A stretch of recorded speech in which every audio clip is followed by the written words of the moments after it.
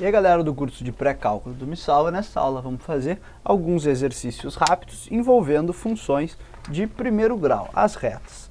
Como não tem muito o que falar sobre retas, elas são bem intuitivas mesmo, o exercício é só para dar uma revisada nos conceitos.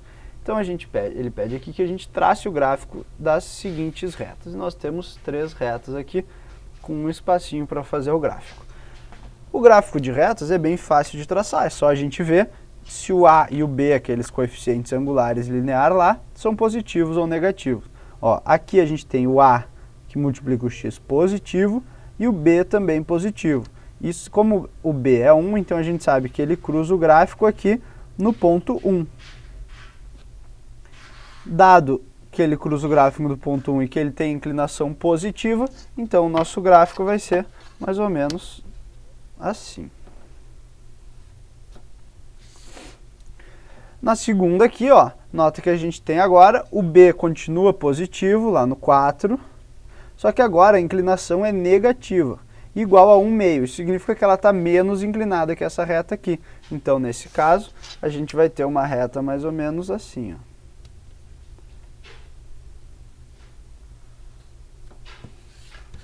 Como se aqui fosse o 4.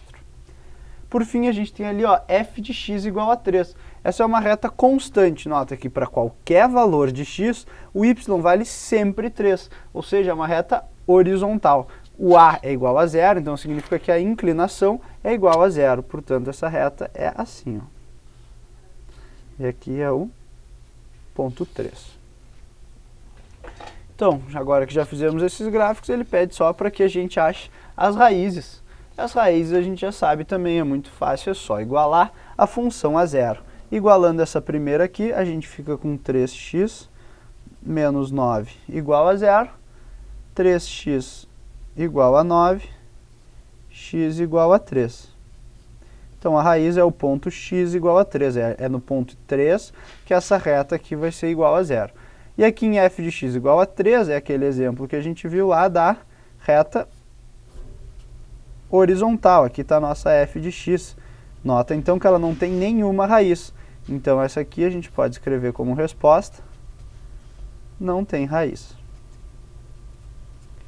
Bom, esses foram alguns exercícios bem rápidos, só para a gente treinar aí como é que a gente faz para descobrir as raízes, só igualar a 0, para a reta não tem nenhum mistério para resolver essa equação.